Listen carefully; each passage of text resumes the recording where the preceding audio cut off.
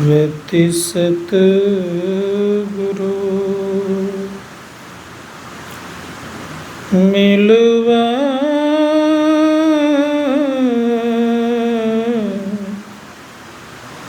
सर्वाधार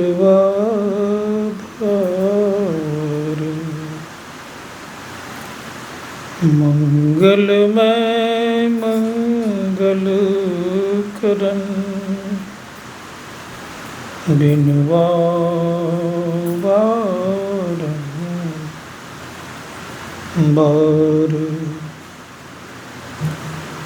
धन्य धन्य सतगुरु सुखदा महिमा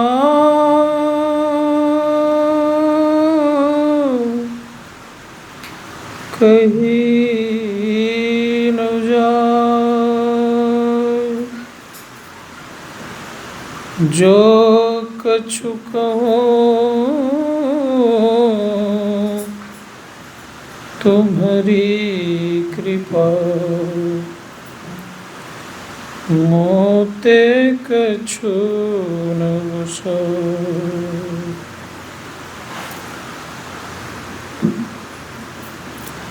उपस्थित सभी धर्म प्रेमी सज्जनों, माताओं,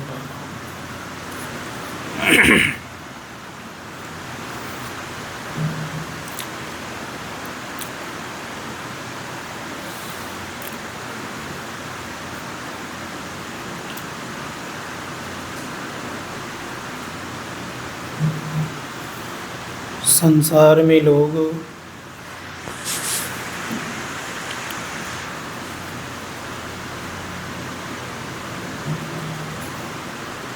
सदैव परिणाम खोजते रहते हैं।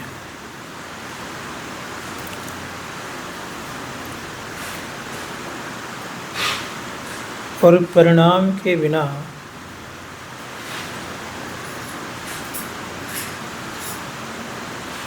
किसी को कोई कार्य करने में मन लगता नहीं।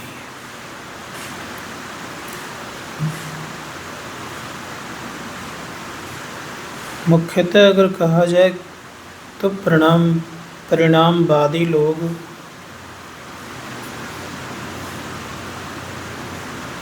सदैव परिणाम के तलाश में रहते हैं।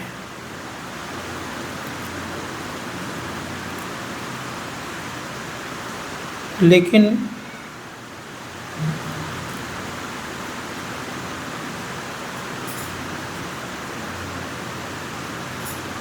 जीवन में दो बातें सार्थक है।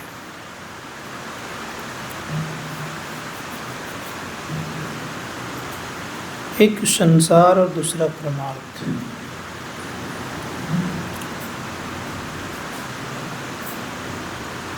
संसार की भी प्रगति चाहिए और परमार्थ का भी।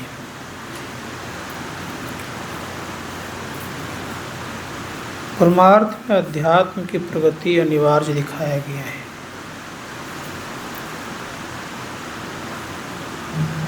संसार की प्रगति हो और अध्यात्म की प्रगति नहीं हो,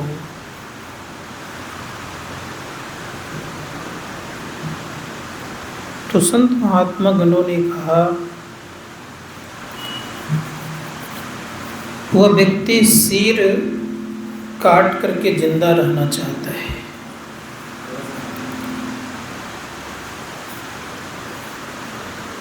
संसार की प्रगति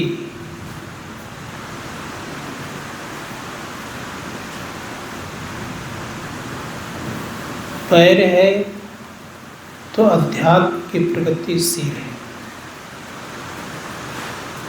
सिर काट के कौन को जिंदा रहना चाहते हैं? कोई नहीं रह पाएंगे। लेकिन आज अधिकांशतः यही देखा गया है कि सिर काट करके जिंदा रहना चाहता है। जिसमें ईश्वी का निर्माण नहीं हुआ था, उसमें बड़े बड़े दार्शनिक ने कहा है कि अध्यात्म के बिना संसार की प्रगति न्यून है। जैसे अध्यात्म एक प्रकार का शाश्वत द्रव्य है, तो भौतिकता आकार है। आकार बदलते रहता है लेकिन द्रव्य नहीं बदलता है। जैसे सोना का कुंडल है, उसको तोड़ करके हम गले का चैन बना सकते हैं, लेकिन सोना को नहीं तोड़ सकते हैं। क्या तोड़ सकते हैं? तो संसार आकार है और अध्यात्म क्या है? द्रव्य है। इसलिए अध्यात्म की अगर उत्थान हो रहा है, अध्यात्म का उत्थान अगर कोई कर रहे हैं, समझिएगा उन्होंने सिर को सुरक्षित रखा है और वो ठीक से संसार में जीवन यापन कर रहे हैं। अरस्तु कहते हैं कि द्रव्य के बिना आकार का महत्व नहीं रहता। उसी प्रकार से अध्यात्म की ना भौतिकता का महत्व नहीं होता है। आप देखिएगा बहुत जिन्हें भौतिकता की प्रकाष्ठा में जिन्होंने अपने आप को चढ़ा लिया हो और उसके पास अध्यात्म नहीं है, उसकी परेशानी बहुत ज़्यादा होती है। इसलिए कोशिश करना ये चाहिए कि अध्यात्म के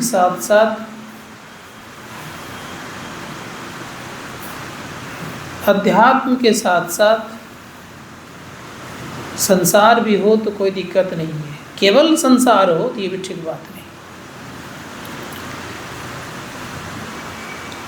लाइबनिज का नाम सुने होंगे आप लोग, नहीं सुनेंगे बहुत लोगों ने। यूरोप के फिलोसफर थे।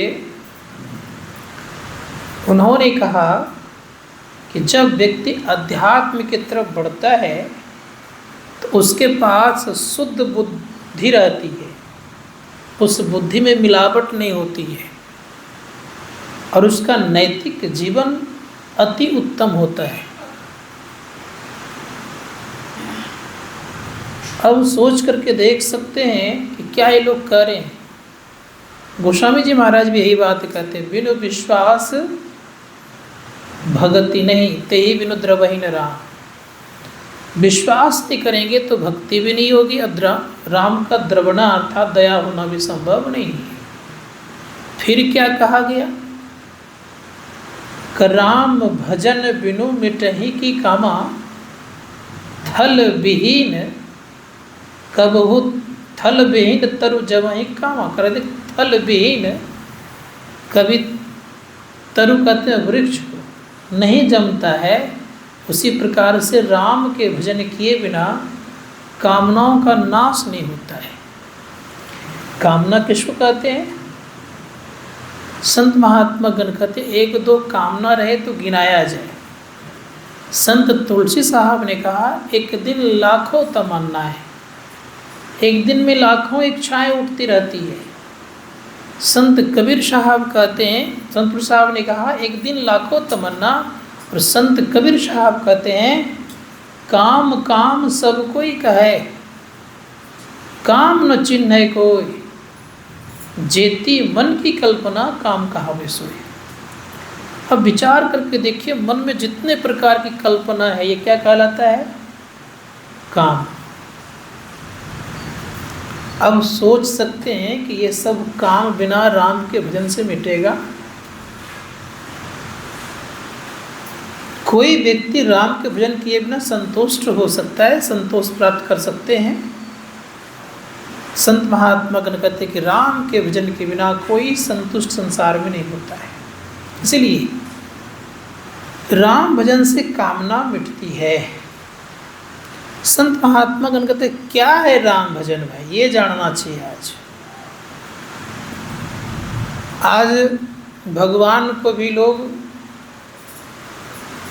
जातिगत उपमा देने लग गए। बड़ा दुख लगता है ये सब सुन करके। भगवान कोई कह देते हैं कि राजपूत है, कोई कहते हैं यादव हैं, कोई कुछ बोलते हैं, कोई कुछ बोलते हैं। दुख लगता है सुन करके। कहाँ भारतीय लोगों की बुद्धि चली गई समझ में नहीं आता है।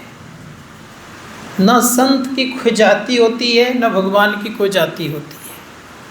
क्योंकि गोस्वामी जी महाराज स्पष्ट कहते हैं कि वो जाति पाति से परे होते हैं। संत कबीर साहब कहते हैं जाति पाति पूछे नहीं कोई, हरि को भजे सो हरि का हो।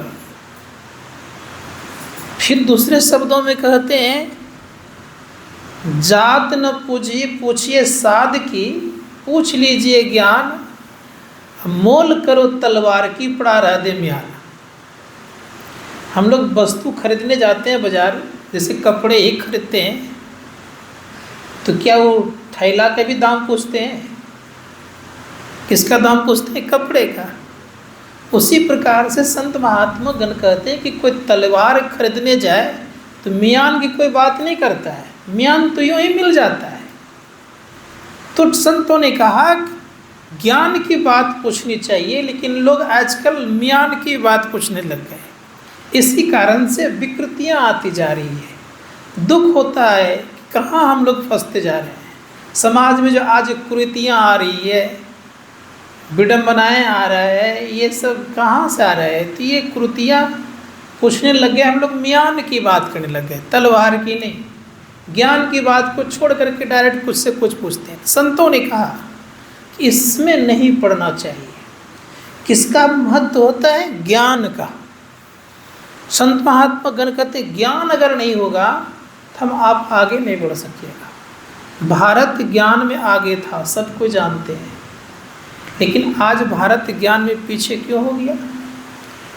पीछे होने का एक ही कारण हो गया कि यहाँ पर नाना प्रकार की विकृतियाँ आ गई, नाना प्रकार की समस्याएं से लोग जूझने लग गए और लोग अलग अलग जाति में बट गए। थोड़ा सा आज मैं ये भी बोल देता हूँ। आज दो हमारे जीवन में आए, एक तो पूर्व वैदिक काल और एक उत्तर वैदिक काल। याद रखिएगा, पूर्व वैदिक काल में जाति पाति नहीं थी, समझिएगा थोड़ा सा। पूर्व वैदिक काल में कर्म के आधार पर लोग उन्हें मानते थे। उत्तर वैदिक काल में क्या हो गया? जन्म के आधार पर जाति मान लिया गया, कर्म छूट गया। समझिएगा मेरी बात को। जैसे उदाहरण दे रहा हूँ, बड़ा पढ़ना चाहिए इतिहास करके। जैसे उदाहरण दे रहा हूँ कि पूर्व वैदिक काल में ऐसा नहीं होता था कि फलाना काम कर रहा है तो फलाना है, उसका बेटा ही फलाना होगा, ऐसी बात नहीं। उत्तर वैदिक काल में क्या हो गया? फलाना है, फलाना काम करे, फलाना बेटा फलाना ही काम करेगा। ये जो स्थिति आ गई, इसीलिए लोगों में बिखराव आ गया। तो संत महात्मा गण कहते बिखराव का मूल कारण क्या हो गया? हम राम को अर्थात राम को नहीं जान पा रहे। उस समय भी राम था, कब? जिस समय राम का जन्म नहीं हुआ था। उस समय कौन सा राम का भजन करते थे लोग? ये तो सोचने वाली बात है। यद्यपि गोस्वामी जी महाराज लिखते हैं रामायण में, गुरु महाराज की टिप्पणी को छोड़ दीजिए, केवल साधारण जनों की बात को सुनिए। तो वाल्मीकि जी का पूर्व का नाम था रत्नाकर। समझिएगा थोड़ा सा मैं क्या कहने जा रहा हूँ।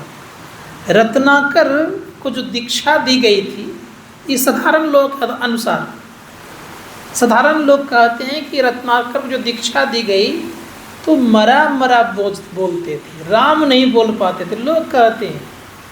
लेकिन गुरु महाराज कहते हैं ऐसी बात नहीं है। गुरु महाराज कहते हैं कि व्यक्ति के अंदर में दो प्रकार की स्थिति बनती है। क्या? वहाँ पर है उल्टा नाम जपत जग जाना, वाल्मीकि भय ब्रह्म समाना। ध्यान दीजिएगा थोड़ा सा। वाल्मीकि जी क्या है? तो कहा कि वाल्मीकि जी अत्यंत हत्यारा था उनसे इतना हत्या हो गई थी कि बेचारे वे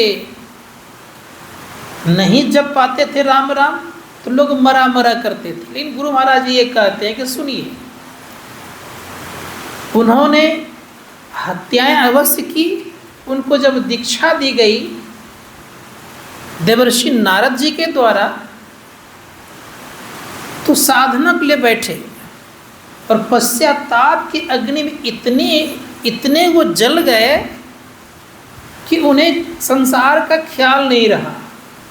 तो जिस व्यक्ति को संसार का ख्याल नहीं रहता है और मन दृष्टि और शून्यगत हो जाता है, तो उनके अंदर में उल्टा नाम उतरता है, याद रखिएगा। समझ में आ रही है? तो उल्टा नाम मतलब ध्वन्यात्मक नाम। ध्वन्यात्मक नाम का ध्यान किया, तब वो वाल्मीकि जी कैसे बन गए? ब्रह्म के समान बन गए। तो ये बात बहुत सारे ग्रंथों में व्याख्या नहीं है। तो संत महात्मा उल्टा नाम किसको कहा जाता है? ध्वन्यात्मक। गोस्वामी जी वर्णन करते हैं, वर्णात्मक, ध्वन्यात्मक, शब्दात्मक विधि 3 त्रिविध शब्द अनुभव गम तुलसी का है प्रवीण। का जो इस प्रकार की साधना करेंगे उन्हीं की कामना मिटेगी, और जो इस प्रकार की साधना नहीं करेंगे उनकी कामना मिटना संभव नहीं है। तो अब प्रश्न ये है कि कौन सी साधना करनी पड़ेगी जो कामना मिटेगी? तो का कामना को अगर मिटाना चाहते हैं, इच्छाओं का दमन करना चाहते हैं, इच्छाओं को समाप्त करना चाहते हैं, तो करना ये होगा कि हम लोगों को उल्टा नाम का ध्यान करना पड़ेगा।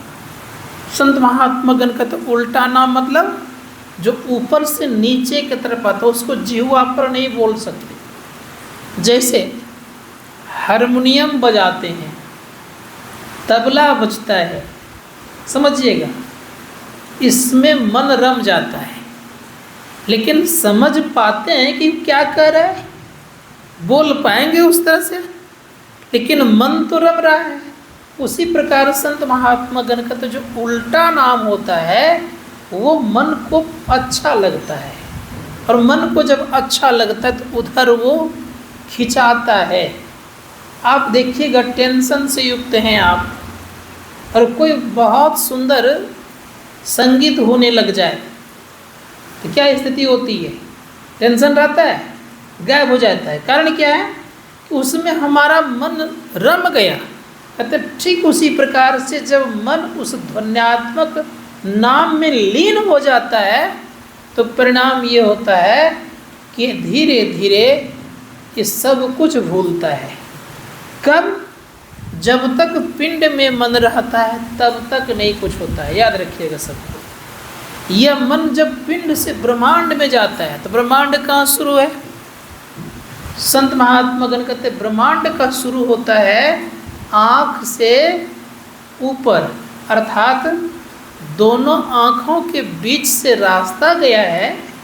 इस रास्ता में जैसे हम प्रवेश करेंगे तो पिंड से हम ब्रह्मांड में प्रवेश कर गए। बात समझ में आ रही है कि नहीं सबको? जैसे पिंड से ब्रह्मांड में चले गए तो हम उलट गए थे, क्या? सुलटा।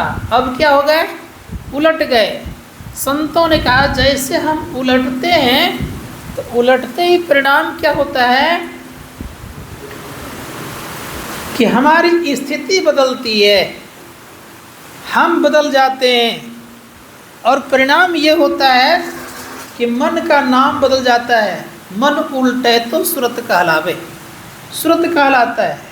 अब धर्मशास्त्रकार कहते हैं कि जब मन उलट गया, सुरत कहला गया, तो उसको कौन सा मन हम कहेंगे? मन कहेंगे तो उसको पिंडी मन अब नहीं कहेंगे। कौन सा मन कहेंगे? ब्रह्मांडी मन। ब्रह्मांडी मन बड़ा सुशिक्षित होता है और शांत रहता है, याद रखिएगा।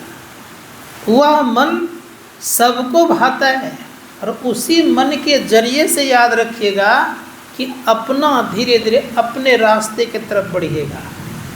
पिंडी मन से कोई व्यक्ति ब्रह्मांडी मन के तरफ चलने वाले ही कुछ कर सकता है। ब्रह्मांडी मन यही मन बनता है। उलट गया तो ब्रह्मांडी मन बन गया, और नीचे आ गया तो पिंडी मन बन गया। तो यह मन जैसे बदला तो इनको क्या मिलेगा? तो संत कबीर साहब कहते हैं कि जैसे उलटता है तो इनको शब्द मिलता है। कौन सा शब्द? संत कबीर साहब ने कहा कि संसार में कोई भी ऐसा शब्द नहीं है जो कि अस्थायी रूप से नहीं रहता है संसार में। प्रत्येक शब्द गूंजता रहता है। कहाँ? आकाश में। आकाशीय गुण है शब्द, याद रखिएगा। जब आकाशीय गुण शब्द है तो शब्द का नाश नहीं होता है, ये तैरते रहता है शब्द।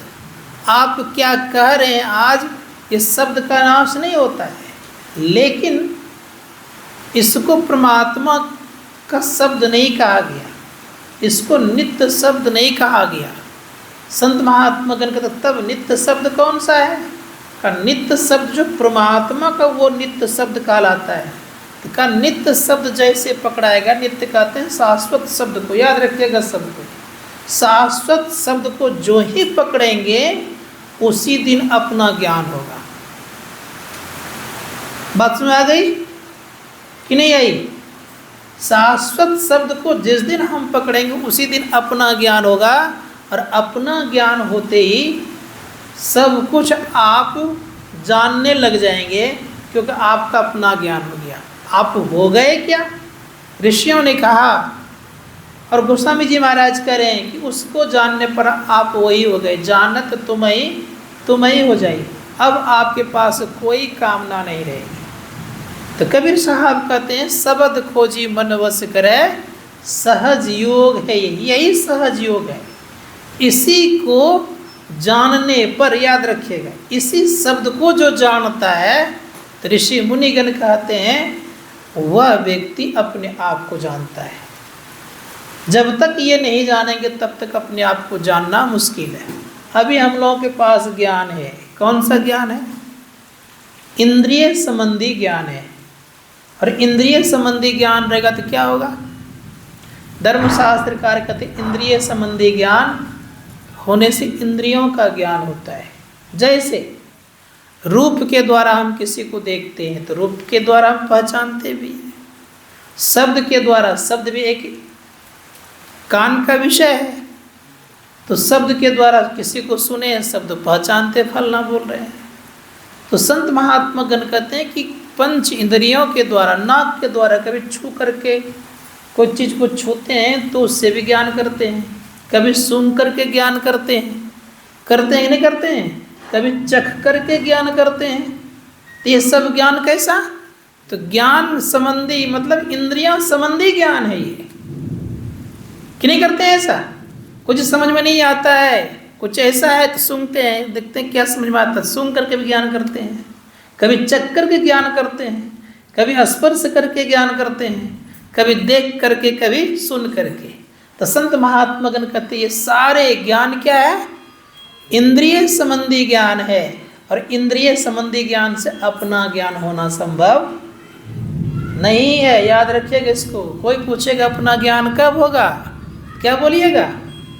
कि जब तक इंद्रिय संबंधी मेरे पास ज्ञान रहेगा तब तक मुझे अपना ज्ञान होना संभव नहीं है। अब कोई दूसरा प्रश्न कर दे कि अपना ज्ञान कब होता है, तो एक ही लाइन में आप उत्तर देंगे कि जैसे 14 इंद्रियों से हट कर के ज्ञान होगा तो मेरा अपना ज्ञान होगा। 14 इंद्रियां मतलब 5 कर्म इंद्रियां, 5 ज्ञान इंद्रियां और 4 अंतःकरण की इंद्रियां।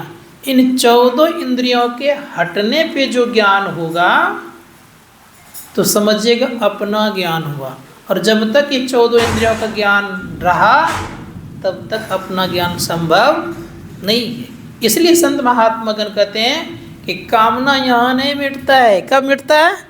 जब अपना बोध। तो इसलिए गोस्वामी जी महाराज ने कहा आठम जथा लाभ संतोषा। अब संतोष होगा, सपने हूँ नहीं देखें पर दोषा। शास्त्रकार कहते हैं कि अब दूसरे के दोष भी आप नहीं देख पाएंगे। किस कारण से? जब अपना ज्ञान होगा दूसरे के दोष दिखना खत्म। परिणाम क्या होगा? आप क्या देखेंगे? गोस्वामी जी महाराज कहते हैं हम प्रभु एक ही होई, द्वंद्व और द्वैत रहे नहीं कोई। गुरु महाराज कह रहे हैं कि द्वंद्व और द्वैत नहीं रहेगा। गोस्वामी जी महाराज क्या करें? उसमें महाराज कहे सिया राम मैं सब जग जानी, करहूँ प्रणाम जोड़ी जुग पानी। वो समझ महाराज कह रहे हैं कि संसार में सबको सिया राम में जानो। गुरु महाराज ने क्या कहा, हम प्रभु एक ही, कोई द्वंद्व और द्वैत रहे नहीं, कोई द्वंद्व और द्वैत नहीं रहेगा। दोनों में कितना फर्क है। संत महात्मागण कहते हैं कि जैसे अपना ज्ञान तो सब में वो देखने लग गए, चंडाल में, कुत्ता में, बिल्ली में, मच्छर में, पशु पक्षी में, सबको अपना ही स्वरूप देखिएगा। तब आपसे क्या दुष्कर्म होगा, तब आपसे अत्याचार होगा नहीं होगा। इसलिए संत महात्मागण कहते हैं यह बोध कब होता है, यह बोध तब होता है जब अपना ज्ञान पहले करते हैं। तो अपना ज्ञान हुए बिना संभव नहीं है। इसके लिए कौन सा कार्य करना चाहिए, इसके लिए कोई व्यक्ति सगुण साकार का पूरा पूरा ज्ञान कर ले। सगुण साकार मतलब हम लोगों के जीवन में कई प्रकार की भक्ति, अभी जो हम लोग करते हैं भक्ति, इसको बोलते हैं सगुण साकार भक्ति। मंत्र जाप करना और मानस ध्यान करना, ये दोनों कौन सी क्रिया है, सगुण साकार है। दूसरी बात क्या है, सूक्ष्म सगुण साकार होता है, याद रखिएगा। एक स्थूल सगुण साकार हो गया और दूसरा सूक्ष्म सगुण साकार। सूक्ष्म सगुण साकार में दृष्टि योग क्रिया करते हैं, उसमें देखते हैं कुछ दिखता है, तो ये सूक्ष्म सगुण साकार हो गया। तीसरी क्रिया करते हैं हम लोग सूक्ष्म सगुण अरूप साधना, याद रखिएगा। है क्या वो, सूक्ष्म ही है और अरूप है, उसमें रूप नहीं है। चौथी क्रिया हम लोग करते हैं कौन सा, सूक्ष्म सगुण अब नहीं है, निर्गुण निराकार की साधना। समझ गए, वो निर्गुण निराकार की साधना है। निर्गुण निराकार साधना में अपना पहचान होता है। अब इसको इस तरह समझिए, स्थूल, सूक्ष्म, सूक्ष्मतर और अंतिम भक्ति सूक्ष्मतम। बस मारिए सबको। संत महात्मागण कहते हैं पहला क्या हो गया, स्थूल, दूसरा सूक्ष्म, तीसरा सूक्ष्मतर और चौथा सूक्ष्मतम। सूक्ष्मतम भक्ति कहते हैं निर्गुण निराकार को। शास्त्रकार कहते हैं निर्गुण निराकार में अपना पहचान होता है। विषय टफ है, याद रखिएगा, कठिन विषय है। कठिन विषय को सरल करके बोलता हूँ तो सकता है याद रहे। संत महात्मागण कहते हैं इन क्रियाओं में क्या क्या आता है, तो जब मानस जप और मानस ध्यान करते हैं तो ये स्थूल भक्ति है। जब हम दृष्टि योग क्रिया करते हैं, अंतःकरण में प्रकाश दिखता है, सूर्य चंद्र तारे दिखते हैं, ये सूक्ष्म भक्ति है। जब वहाँ से थोड़ा आगे बढ़ते हैं, हम केवल शब्द सुनते हैं, ये सूक्ष्मतर भक्ति है। और जब इसको हम पार करके केवल परमात्मा के शब्द को सुनते हैं तो ये क्या हो गया, सूक्ष्मतम। संतों ने कहा इसी को निर्गुण निराकार कहते हैं। निर्गुण निराकार में अपना पहचान होता है, तब हम कह सकते हैं सिया राम मैं सब जग जानी, करहूँ प्रणाम जोड़ी जुग पानी। इसलिए संतों ने कहा कि ये बड़ा आसान नहीं, अब यहाँ जानना चाहिए सूक्ष्म भी और सूक्ष्मतर भी और सूक्ष्मतम भी जानना चाहिए हम लोगों को। संत महात्मागण कहते सबके सब मंडल शांत हैं। कहाँ तक, जितना मंडल है, कितने मंडल हैं, 5 मंडल हैं। कौन कौन, स्थूल, सूक्ष्म, कारण, महाकारण और एक मंडल क्या है, कैवल्य। यहाँ तक ये सारे मंडल शांत हैं, ससीम हैं, याद रखेंगे। ससीम होने से सीमा है इसके, लेकिन जब उसको हम पार करते हैं तब ससीम ने असीम होता है, उसे हम अनंत कहते हैं।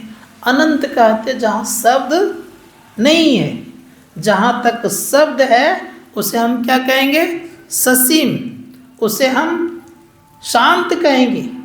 संत महात्मागण कहते हैं जब उसके पार चले जाएंगे तो असीम कहलाता है और अनंत कहलाता है। अनंत एक होता है कि 2, अनंत एक होता है, सदैव याद रखिए। अनंत कभी 2 नहीं होता। अगर कोई कहे कि अनंत 2 होता है तो समझिएगा कि उनको अनंत की परिभाषा मालूम नहीं है। इसलिए शास्त्रकार कहते हैं ये बड़ा गहन विषय है, यहाँ तक हम लोग को जाना है। अब से यहाँ तक पहुँचने पर ही हमारा आपका मोक्ष होगा, जिसको हम निर्वाण कहते हैं, समझ रहे हैं, जिसको हम निशब्दम परमम पदम कहते हैं। यहाँ तक पहुँचेंगे तब हम क्या होंगे? तब कहते हैं सरिता जल जल निधि महा जाई, हुई अचल जिमी जीव हरि पाई। परमात्मा को प्राप्त करके परमात्मा हो गए। अब उससे नीचे रह गए, शब्द मंडल में रह गए तो द्वैत रह गए। सुने होंगे द्वैतवाद है ये, जीव और ब्रह्म अलग अलग है। क्यों कि द्वंद्व है। क्यों द्वंद्व हो गया? तो शब्द का पर्दा है। शब्द का पर्दा होने के नाते हम द्वैत हो गए और द्वंद्व रह गया और द्वैतवाद कहला गए। अगर उससे थोड़ा नीचे रह गए और तो जैसे हम प्रकृति जड़ प्रकृति में ही रह गए, तब क्या हो गया? त्रयवाद हो गए। त्रयवाद मतलब जीव, शब्द ब्रह्म और पर ब्रह्म। बात सुना रही है? जीव मतलब प्रकृति, अर्थात जीव मतलब जीव और प्रकृति और ब्रह्म तीन हो गए। तो संत महादयानंद सरस्वती जी महाराज ने कहा है कि त्रैतवाद है। त्रैतवाद मतलब प्रकृति, जीव और ब्रह्म तीनों शाश्वत है। लेकिन परम पूज्य गुरुदेव के समक्ष जब ये बात रखी गई तो गुरुदेव ने कहा कि देखिए देश कालातीत है, परमात्मा याद रखिएगा, लेकिन इतना अवश्य कह सकते हैं कि प्रकृति देश काल से पहले के होने के नाते इसलिए हम ये कह सकते हैं कि त्रैतवाद है, तीनों शाश्वत है, लेकिन सबकी उत्पत्ति परमात्मा से हुई है। इसलिए गुरु महाराज ने क्या कहा? ये प्रकृति द्वय उत्पत्ति लय होवे प्रभु की मौज से। ये दोनों प्रकृति किनके मौज से हुई है? परमात्मा के मौज से हुई है। समझ में मेरी बात आ रही है कि नहीं आ रही है? कि नहीं आ रही है? इसलिए धर्मशास्त्रकार कहते हैं कि इतना आसान नहीं है कि अपना सारे कामना को मिटा दे। अपना कामना मिटता है कब? जब अपने अंदर में प्रवेश करते हैं तब। अब रह गई बात यहाँ विश्वास कीजिए। किस पर? तो संत महात्मागण कहते हैं कि विश्वास बिना काम नहीं बनेगा। विश्वास करेंगे तो बहुत काम बनेगा आपका, विश्वास नहीं करिएगा तो काम नहीं होगा। उदाहरण दे रहा हूँ आपको। करे बिनु विश्वास भक्ति नहीं होगी। और क्या होगा? किन पर विश्वास करना पड़ेगा? तो विश्वास तब लोग करते हैं जब उनकी कुछ प्रशंसा सुनते हैं। उदाहरण देता हूँ, जैसे राम की बड़ाई सुनते हैं हम तो उन पर विश्वास होता है, उन पर हम क्या करते हैं? श्रद्धा रखते हैं। अश्रद्धा रखते हैं तो उनको हम मानने लगते हैं। तो करें विश्वास चाहिए। कृष्ण पर श्रद्धा रखते हैं, विश्वास होता है तो उनकी हम पूजा करते हैं। तो कह रहे उसी प्रकार से ईश्वर के गुण को जानना चाहिए। ईश्वर गुण क्या है? शास्त्र कहते ईश्वर गुणातीत है। याद रखिएगा सबसे पहले बात, ईश्वर में कोई गुण नहीं है। रज तम सत ये तीनों गुण परमात्मा में नहीं है। अब रह गई बात, जितने भी इधर देवी देवता इनमें गुण है कि नहीं है? तो कहेंगे सब में गुण है। सब में रजोगुण, सत्वगुण और तमोगुण पाए जाते हैं। सब में। भगवान शिव में भी तीनों गुण है। इसीलिए अहंकार का नाम सुने होंगे आप लोगों ने। अहंकार एक शब्द है, समझ गए ना? तो चरणदास जी महाराज ने कहा, इसको आज बहुत बढ़िया समझिएगा कि कैसे संसार की सृष्टि हुई है। तो चरणदास जी महाराज ने कहा है ब्रह्म ते पुरुष और प्रकृति प्रकट भई। समझिएगा थोड़ा सा, ब्रह्म से क्या बना? प्रकृति और पुरुष। याद रखिएगा, पहले पुरुष तब प्रकृति। प्रकृति से महातत्व पुण्य अहंकार है। महातत्व कहते हैं समष्टि बुद्धि को, और समष्टि बुद्धि के बाद बनता है अहंकार। अहंकार का मालिक कौन है मालूम है? अहंकार का मालिक है शिव जी। कौन है अहंकार का मालिक? शिव जी। इसीलिए संत महात्मा गण कहते हैं कि ये अहंकार के मालिक हैं। तो कहा पुण्य अहंकार है। अहंकार हो से तीन गुण। अहंकार से 3 गुण, रजोगुण, सत्वगुण और तमोगुण उत्पत्ति हो गई। अब 3 गुण, तो तीनों गुण दे दिया किनको किनको? ब्रह्मा विष्णु महेश को। तीनों गुण के मालिक को हो गए। 3 गुण से क्या बना? संत महात्मगण कहते हैं कि रजहों से 10 इंद्रियां पृथक पृथक भई। 10 इंद्रियों की उत्पत्ति किससे हुई? रजोगुण से। और तमहु से 5 महाभूत पसारे हैं। पंचभूत मतलब मिट्टी, जल, अग्नि, वायु और आकाश, इसको 5 महाभूत कहते हैं। किससे बना? तम से। और तम का मालिक कौन है? भगवान शिव, याद रखिएगा। अब रह गई बात, क्या बचा? सत्वगुण। सत्वगुण से क्या बना? सत्वगुण से देवता, याद रखिएगा, और मन। सत्वों से देवता और मन की उत्पत्ति हो गई।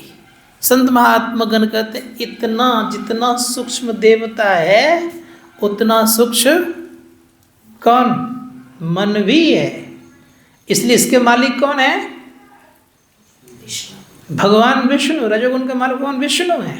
इसलिए संत भगवान विष्णु सत्वगुण का मालिक। संत महात्मागण कहते हैं कि देवता और मन किससे बना? सत्वगुण से।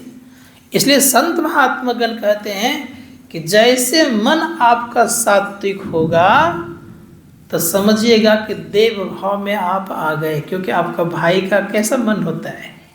क्योंकि देवता है ना, परोपकारी कुछ है, तो उस तरह से। अब मन थोड़ा सा गड़बड़ है तो देवता का छोटा भाई क्या मालूम है? कौन है वो? दानव। तो जैसे मन बिगड़ा तो क्या प्रवृत्ति हमारी हो गई? दान भी प्रवृत्ति आ गई। अब मन में अच्छा भाव आया तो हम क्या बन गए? देवता बन गए। संत महात्मागण कहते हैं इसीलिए देवता और मन दोनों एक जैसा तब होता है जब हम सत्वगुण में बरतते हैं, तब। समझिएगा थोड़ा।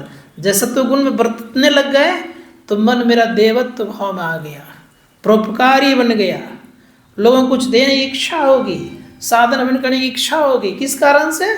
सत्वगुण मन मतलब बरत रहा है। तो इसीलिए धर्मशास्त्रकार कहते हैं कि आज हम लोग को ये जानना चाहिए कि मन सत्वगुण कब कब होता है, ये जानना चाहिए। मन सत्वगुण ऐसे नहीं होता है। संत महात्मागण कहते हैं मन सत्वगुण तब होता है जब हम खान पान पर ध्यान देते हैं, एक। दूसरी बात समय का ध्यान देते हैं तब। तीसरी बात संत महात्मागण कहते हैं कि संगति और रहन सहन पर ध्यान देते हैं तब। ये 3 गुण चाहिए, 3 चीज जगह चाहिए। जगह का महात्मा, ठीक है। दूसरी बात कही गई खान पान का महात्मा, और तीसरी बात संगति का महात्मा। अब आप विचार करिए, कभी आप लोगों ने देखे होंगे, समझे होंगे, आपके हाथ में छुरी दे दिया जाए, कैसा विचार होगा? चाकू दे दिया जाए और आपके हाथ में कलम दिया, कैसा विचार होगा? शस्त्र के प्रभाव से देखिए क्या हो गया, मन बदल गया।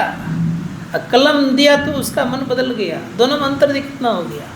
तो ठीक उसी प्रकार संगति का प्रभाव ज़्यादा होता है। जैसे संगति प्रभाव क्या है, मैं कभी कुछ सुनाया हूँ कहानी आप लोगों को। एक महात्मा जी थे और महात्मा जी तपस्या करते थे। इंद्र को भय हो गया। इंद्र को भय क्या हो गया कि कहीं अगर ये तपस्या के दरमियान में भगवान से अगर इंद्रासन मांग लिया तो मेरा राज्य चला जाएगा। तो इंद्र ने क्या किया, उनके सामने, कुटिया के सामने वो सुंदर सा, खूब सुंदर सा तलवार चमचमाता हुआ रख दिया। अब तपस्वी का आंख तो खुली हुई थी, लेकिन उस समय बंद हो गई जिसमें रखा गया। तो देखा तो तलवार बहुत सुंदर था। अब तलवार देखा तो मन में हुआ कि किसका तलवार छूट गया, भाई बड़ा सुंदर तलवार है। अब सोचिए कि तलवार मन में आ गया, सुंदर तलवार है। तपस्या से उठा, हाथ पैर धोया, देखा तलवार को छू छा करके, बहुत सुंदर तलवार। सुंदरता की बात अलग है, का किसी को रख देते हैं, क्योंकि तपस्या का प्रभाव कुछ था तो मन का किसी को ले जाएगा। जिस प्रकार से एसी रूम से निकलिएगा तो कुछ देर तक ठंडा रहता है, उसी प्रकार से जब अंदर में कुछ साधना किए हैं तो कुछ देर तक मन ठीक ठाक रहेगा, और जहाँ उससे निकले फिर वही घोड़ा वही मैदान। याद रखिएगा सब, परिणाम यही होता है। इसीलिए वातावरण की जरूरत पड़ती है। परिणाम ये हो गया, तपस्वी फिर तपस्या कर, लेकिन मन में अब ख्याल में तलवार ही आने लग गया। अरे इतना सुंदर तलवार किसका है? कोई वस्तु को एक बार देख लेता है, मन तो जल्दी छोड़ता नहीं है। याद रखिएगा, परिणाम ये हुआ। दूसरे दिन देखते हैं कितना धार इसमें है। एक डाल काट के देखा, छट से कट गया। जैसे छट से कटा, अरे बहुत धार इसमें है, रख दिया। और तीसरे दिन मन में होता है कि डाल पात लटका हुआ है, छांट देते हैं। अब काटने में मन लग गया, बहुत सारे वृक्ष को काट दिया। अब काटने में इतना मन लग गया कि जो भी जीव आवे सबको काटते जाए, और अब जो भी व्यक्ति आवे सबको काटने लग जाए। परिणाम क्या हो गया? जो महात्मा जी तपस्या कर रहे थे, परिणाम क्या हुआ? एक नंबर का हिंसक बन गए। तो संगति का प्रभाव बहुत ज़्यादा पड़ता है, चाहे किसी से संगति आप क्यों न करें। संत महात्मा गण कहते हैं संगत चाहिए अच्छा, तब साधन वेल कर सकते हैं। इसीलिए संत कबीर साहब ने कहा, दर्शन कीजिए साध का दिन में कई एक बार। एक बार नहीं कहा, कई एक बार कहा। क्यों? जैसे हम पंडित जी को जाते देखते हैं, क्या याद आता है? याद क्या याद आती है? भगवान याद आते हैं, राम राम याद आते हैं, मंदिर याद आती है, ये सब याद आती है। वही अगर हम डॉक्टर को देख क्या याद आएगी? डिस्पेंसरी याद आएगी और बीमारी याद आएगी, नहीं दवाई याद आएगी। वही वकील को देख क्या याद आएगी? व्यक्ति है वो भी, पैसा से अलग है, क्या याद आएगी उसको? केस मुकदमा याद आएगी, वकालत याद आएगी। संत महात्मा गण कहते हैं कि देखिए, देखने से भी प्रभाव पड़ता है। इसीलिए संतों ने कहा कि देखने पर भी असर करता है मन पर। तो संगत, रहन सहन और खान पान। अब देखिए, कभी कभी किसी व्यक्ति को आप देख लीजिए अच्छा चीज़ खाते हुए, अच्छा चीज़ खाए ठीक है, और वही अगर कुछ गलत खा रहा है तो आपके मन में खिन्नता आ जाएगी। ये खिन्नता आना भी अच्छी बात नहीं है। मन में किसी प्रकार कोई भाव नहीं उत्पन्न हो, तब समझिएगा हम ठीक ठाक। अब जगह ले लीजिए, जगह प्रभाव पड़ता है। किसी किसी जगह पर ध्यान नहीं बनता है, याद रखिएगा। जैसे एक महात्मा जी थे, उन महात्मा जी का जाना बराबर होता था, तो होटल में ठहरते थे। तो जिस रूम में उनको देता था बराबर, तो उसमें तो ठीक ठाक वो रहते थे।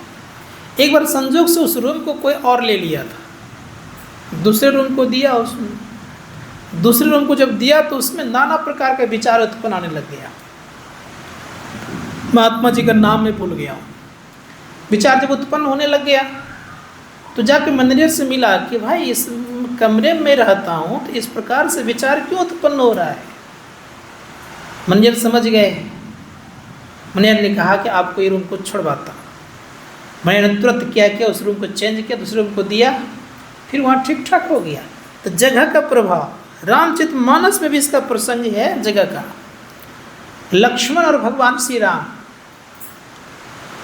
भगवान श्री राम जिस जगह पर थे लक्ष्मण जी भी था। समझिएगा थोड़ा सा, लक्ष्मण जी का विचार बदल गया। कहता क्या है भगवान राम को कि आपको वनवास मिला है, मुझे थोड़ा मिला है, मैं आपके दुख क्यों भोगूंगा, मैं जाता हूँ राज्य। भगवान राम समझ गए कि इसका कोई दोष नहीं। दोष किसका है? जगह का। लक्ष्मण कोई बात नहीं, तुम चले जाना, थोड़ा ये जंगल पार कर दो। जंगल पार कर दिया, दिमाग बदल गया, बुद्धि बदल गई, मन चेंज हो गया। चरण पकड़ ली, कहा भैया मुझसे बहुत गलती हो गई। कहा क्या बात है? कहा मैंने आपको वहाँ क्या क्या बोल दिया। कहा तुम्हारा दोष नहीं, जगह का दोष है। इसलिए संत महात्मा गण कहते हैं, अगर किसी व्यक्ति को देखिए कि बहुत ज़्यादा कुछ बोल रहा है तो 3 गुण के अंतर्गत होता है। चाहे उसके अंदर में तमोगुण ज़्यादा हो गया या रजोगुण हो गया, गुण के प्रभाव से कभी आपको गाली दे देगा, गुण के प्रभाव से कभी आपको अपशब्द कर देगा, लेकिन वही गुण जब परिवर्तन होगा तो वो पश्चाताप करेगा। स्थिति होती है। इसीलिए संत महात्मा गण कहते गुण के आधार पर लोग झगड़ा कर लेता है और गुण के आधार पर लोग प्रेम भी कर लेता है। समझेगा मेरी बात को? आज जो इतनी बातें होती हैं लोगों में, किस कारण से? तो जैसे तमोगुण की प्रधानता बढ़ गई तो आप कितनों अच्छे व्यक्ति क्यों नहीं हैं, आपके मुंह से अपशब्द निकलेगा। अगर आप साधन भजन करना जानते हैं, साधना धर्म को हटा दीजिएगा तुरंत आप ठीक हो जाइएगा, नहीं तो आपको डुबा के ही छोड़ेगा। ये धर्मशास्त्र कार्य कहते गुण की बड़ी महत्ता होती है, इसीलिए गुण पर ध्यान देना चाहिए। जब आपका विचार में कुविचार आने लग जाए, समझिएगा मैं तमोगुण से प्रेरित हो गया हूँ। और जैसे ये भाव उत्पन्न होता है, फट से चेंज करिए। ये तो आप समय निकाल करके अपने इष्ट के पास पहुँचिए, वहाँ कुछ देर खड़े रह करके जप करिए, स्मरण करिए, ताकि चेंज हो जाए। जैसे चेंज होगा आप बदल जाएंगे तुरंत। लेकिन उस समय ऐसी स्थिति आने देता क्या? आने ही नहीं देता, जल्दी बदल जाएंगे। इसलिए संत महात्मा गण कहते गुण तीनों काल में चलते रहता है, हर हमेशा चक्कर के तरह चलते रहता है। इसीलिए सावधान साधकों को रहना चाहिए। जिस समय आपका दोनों नाक का श्वास बराबर गति होगी, बराबर चलेगा, उस समय कोई काम नहीं करना चाहिए, बैठ कर ध्यान करना चाहिए। उस समय ध्यान जब करेंगे तो आपका मन लगेगा ध्यान करने में। एक श्वास की गति तेज होने से याद रखिएगा आपका ध्यान में मन नहीं लगेगा। जैसे उदाहरण दे देता हूँ आज, जैसे किसी का दाहिना स्वर ये वाला ज़्यादा तेज चल रहा है तो ये मन चंचल करेगा। ये श्वास ज़्यादा चल रहा है तेज तो आपको नींद और आलस्य दोनों आएगा। समझ लीजिएगा थोड़ा सा गहराई से, आज साधना के संबंध में है। जैसे सम की स्थिति रहेगी तो आपका ध्यान करने में मन करेगा, बैठने की इच्छा होगी, और उस समय सब काम को छोड़कर बैठने का मन करना चाहिए और बैठ जाना चाहिए। लेकिन ये ख्याल कब कर पाइएगा? ये ख्याल जब थोड़ा सा मेहनत करिएगा साधन भजन पर, तभी कर पाइएगा। जब तक मेहनत नहीं करिएगा तब तक तो संसार की ऐसी स्थिति बनी रहेगी, पता नहीं चलेगा कौन श्वास चलता है नहीं ठीक चलता है। इसलिए संत महात्मा गण कहते हैं कि ये साधना का स्वरूप है, रूप है। इसलिए गुरु महाराज कहते हैं जब ध्यान होने लग जाए समझिएगा कि मेरा मन ठीक ठाक है और श्वास की गति भी ठीक ठाक है। इसीलिए गुरुदेव कहते हैं मन के आधार पर मन की चंचलता भी याद रखिए। मन के आधार पर, श्वास के आधार पर मन की चंचलता भी है। श्वास की गति तेज है तो मन अति चंचल है। गुरुदेव कहते हैं मन कैसे शांत? तो गुरुदेव कहते हैं प्राण अस्पंदन बंद हो जाई, मन हो तजई चंचलाई। प्राण की जैसे गति रुकेगी तो आपका मन शांत होगा। इसको और याद रखिएगा थोड़ा सा। संत पलटू दास जी महाराज ने कहा बैठत 12, ध्यान दीजिएगा थोड़ा, चलत 18, सोवत 30, मैथुन में 64 चले, कब भजियों जगदीश। बैठने में कितना हो गया? 12। बैठे हैं 12 अंगुल की स्थिति रहेगी आपकी श्वास की गति। चलने लगेगा 18 होगा। और श्वास जब लेते हैं सोने वक्त कितना होता है मालूम है? खराठा लेते हैं तो कितना? 30 हो जाता है। संत महात्मा गण कहते, इसीलिए संतों ने कहा कि इस पर ख्याल करिएगा। श्वास की गति कम करना चाहते हैं तो क्या करना पड़ेगा? कि कम गति करने के लिए आपको सीधे बैठना पड़ेगा। और टेढ़े बैठिएगा, श्वास की गति तेज रहेगी, 12 अंगुल रहेगा।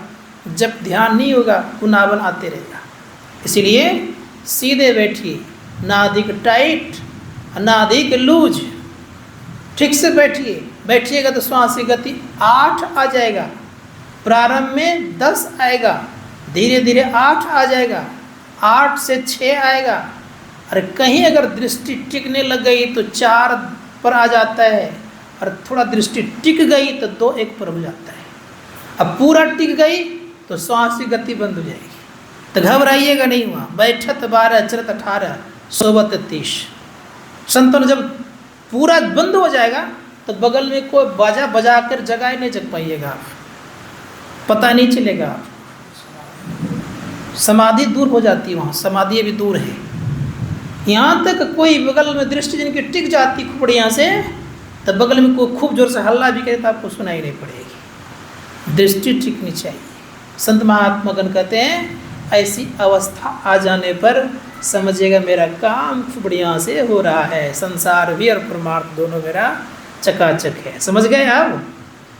इसी स्थिति हो जाए समझिएगा दोनों जगह आनंद में है, कोई दिक्कत नहीं है। ऐसी प्रवृत्ति बनाने के लिए रोज बैठने का अभ्यास करिए। अगर बैठ जाए तब क्या सुनिएगा, जैसे मन दृष्टि एक हो गई, दृष्टि टिक गई, बाहरी आवाज से आप मुक्त हो गए, बाहरी आवाज से आप बहिरे हो गए, तो क्या मिलेगा? संत महात्मा गण कहते हैं झलक झांझ मन मीन मंजीरा, मधुरा मधुरा मृदंग सुनीजिए। और क्या है? सर्व सुगंध उड़ी चली आकाशा। और क्या है? ये सब चीज पता लगते रहेगा, आनंद में रहिएगा। और आगे धीरे धीरे धीरे धीरे घंट शंख मृदंग मुरली तारा का गुण ध्वनि को सुनते सुनते सुनते सुनते आनंद में डूबे रहिएगा। अच्छा लगेगा। किंकिनी मंजीरा ये सब सुनाई पड़ेगी, तब साधक धीरे धीरे आनंद में डूब करके बड़े मस्त रहेंगे। और फिर क्या होगा? तब इसको कहता है भजन। भजन में होत आनंद आनंद, बरसत अमीर सबादर भींगत है को संत। अगर वास है तत्व की नदी, अगर वास है तत्व की नदी मानो धारा गंग, भजन में होत आनंद आनंद, आपको आनंद लगेगा। और नहीं, अगर ये नहीं हो पाया तो संत महात्मा आज में गुरु महाराज के प्रवचनों को पढ़ रहा था, शायद कि किन्हीं और महापुरुष का, गुरु महाराज का शायद होगा, शायद उसमें स्पष्ट दिया हुआ था